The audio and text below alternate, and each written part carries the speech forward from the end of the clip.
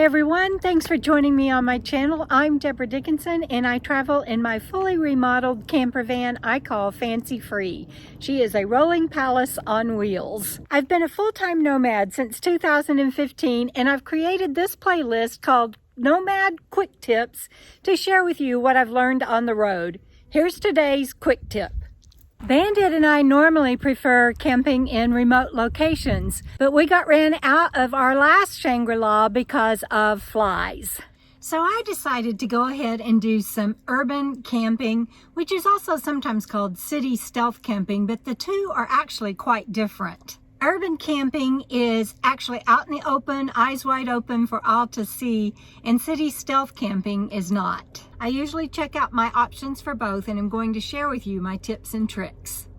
There are many of us out here on the road living on Social Security or some sort of fixed low income. I know I'm not the only one. And it can sometimes be difficult when you have a low income, a fixed income, and you don't have the funds to go RV park to RV park in your travels. I've begun my 2020 epic road trip and I already have some reservations from here to Florida, but I don't have enough money to have reservations back to back.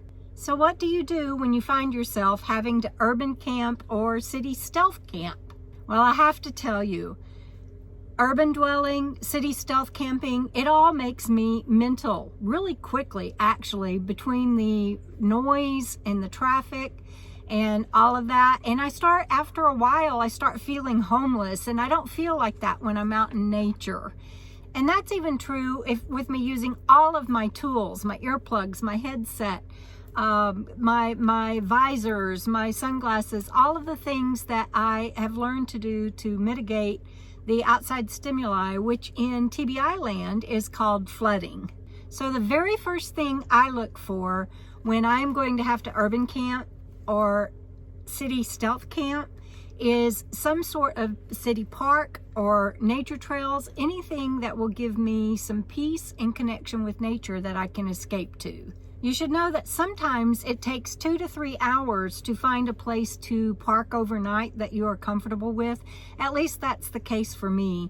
So the first thing that I do when I get to town is find the city park or the nature trails like I just said, and then I start looking at all of my options for overnight parking.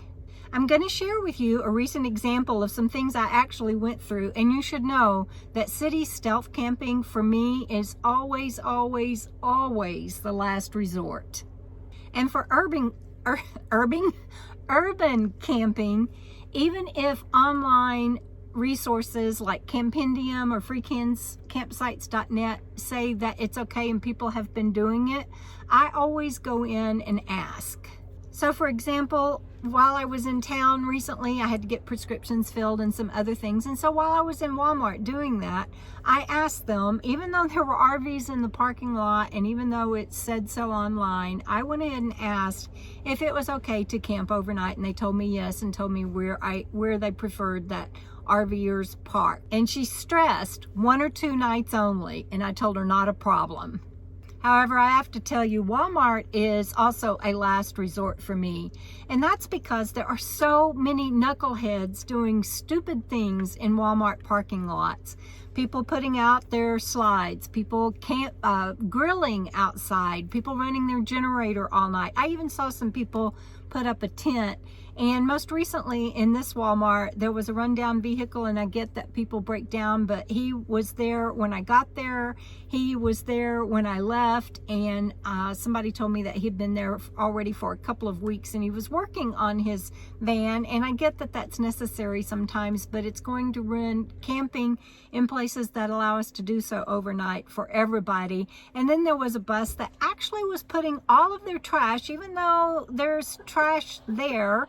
And I don't recommend using just any retail store's trash bin. That's not what they're there for. And that's a whole nother quick tip on how to find places to legally dispose of your trash. But they were piling their trash up on the hood of their bus. So come on, people. Anyway, that's why I tend to put Walmart at the bottom of my list for choices, just above stealth city camping. Of course, unless I absolutely have to and don't have a choice. Now, Lowe's will sometimes let you park in their parking lot overnight. I've asked and they have said, yes, just park on the contractor side, and each store is different.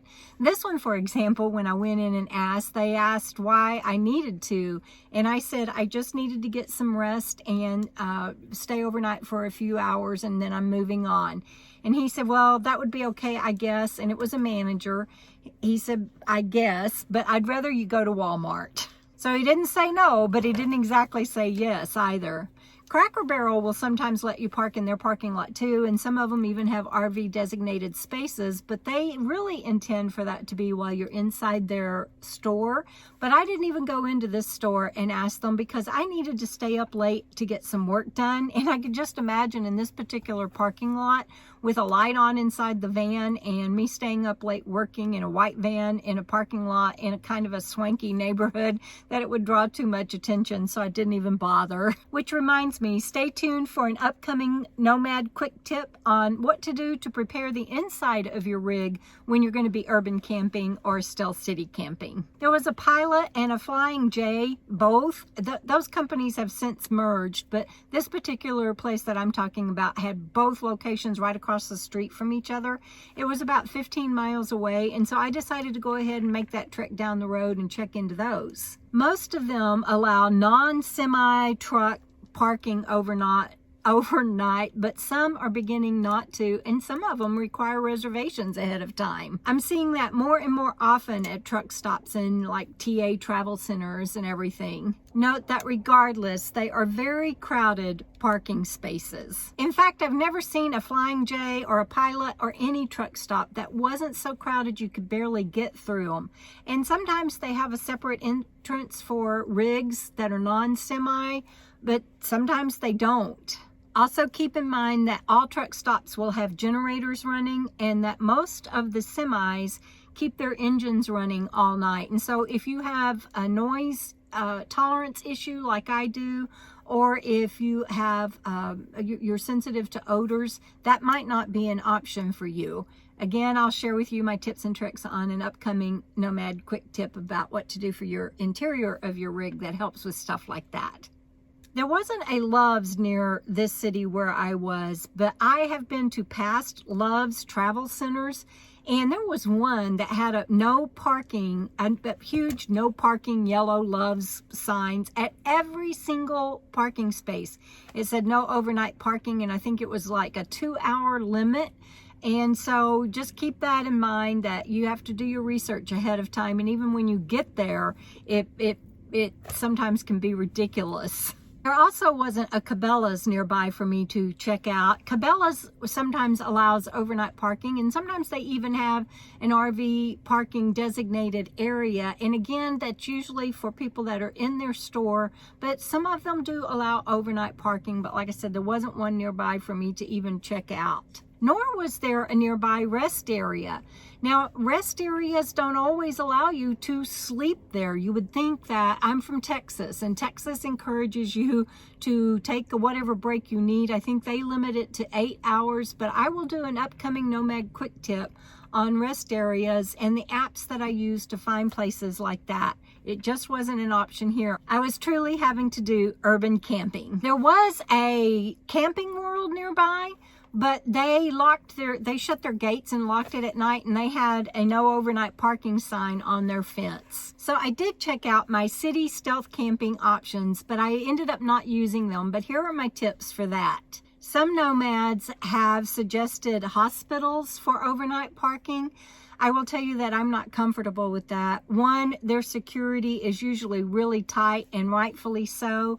And secondly, for me, I'm just not comfortable with that because I don't want to take up a space that someone might need to go visit a loved one. For city stealth camping, for me, I have found that the best combination is to find a group of 24-hour restaurants and or hotels, and then you can park in the middle of them somewhere kind of centrally located, and that works really well. Just park in between somewhere that you're comfortable with. Make sure you get there as late as possible and that you leave as quickly as possible the next morning. And again, there are some things that you're going to want to do in preparation before you go there late at night that I'll share with you soon. So I ended up back at the Walmart to do my night of urban camping. I got my prescriptions refilled and I went in and got some groceries the next morning. And so it was stressful, it was loud, but I was able to stay there and it met my need. I hope that you found something helpful in this Nomad quick tip. Please leave me a comment below on your pros and cons for either urban camping or city stealth camping, and let me know what you've experienced. Be sure to join me on Tuesdays and Thursdays for my new playlist, Nomad Quick Tips. This Thursday after this one will be urban camping tips on what to do with the interior of your rig.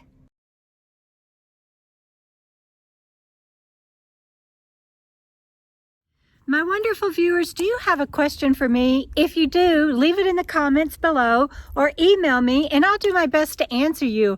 Or I might just pick your question to answer on my Friday night live chat. We'll see you down the road, everybody.